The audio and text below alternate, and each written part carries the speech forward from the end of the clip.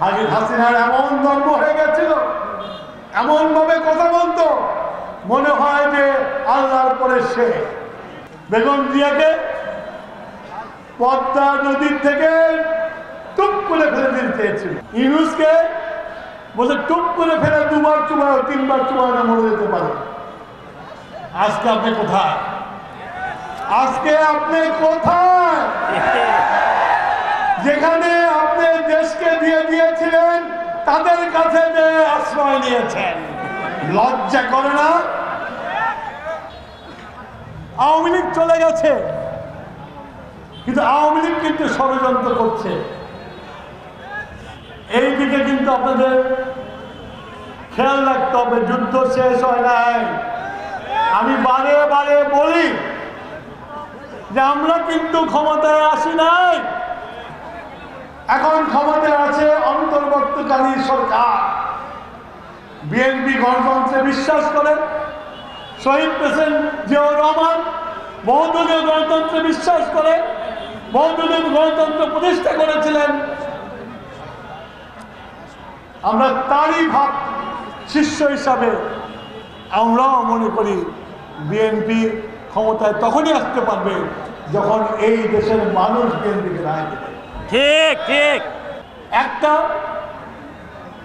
নির্দিষ্ট সময়ের মধ্যে নির্বাচন হওয়া প্রয়োজন, যাতে একটা নির্বাচিত সরকার ক্ষমতা গ্রহণ করে আজকে যে বিভিন্ন দাবি দেওয়া হঠাৎ করে জন্মগ্রহণ করেছে। 16 বছরে দেখি নাই, রিক্সাওয়ালাদের দাবিও দেখি নাই, সিএনজি আলাদের দাবিও দেখি নাই, ট্রাক আলাদের দাবিও দেখি নাই। এবং সবচেয়ে বড় যেটা আপনাদেরকে আমি সতর্ক করে দিচ্ছি, এখানে আমার সংখ্যালঘু ভাইয়েরা আছেন, সবাইকে সতর্ক করতেছি, আওয়ামী লীগ এখন মুসলমান আওয়ামী লীগের ছাত্রলীগের কর্মীরা হিন্দু কর্মী হয়ে গেছে। তারাই আবার মিছিল বের করছে, মিছিল বের করে বলার চেষ্টা করছে সংখ্যালঘুদের জন্য উপরে নির্যাতন করা হচ্ছে। আমি টুকু আপনাদেরকে বলতে চাই, বিএনপি সংখ্যালঘুদেরকে সবচেয়ে সুব্যবস্থা করে, বিএনপি তাদেরকে রক্ষা করে। জনগণ চেয়েছিল তত্ত্বাবধায়ক সরকার, আমার নেতৃত্ব তত্ত্বাবধায়ক সরকার দিয়ে ভোট করে পরাজিত হয়ে বিরোধী দলে চলে গেছে, হাসিনা প্রধানমন্ত্রী আছে। এটাকেই বলে গণতন্ত্র।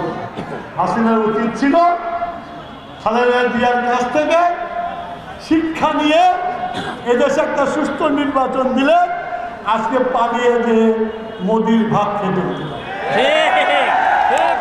আর আমার নেত্রী যেহেতু গণতন্ত্রে বিশ্বাস করে, সেই জন্য তাকে পালিয়ে যেতে হয়।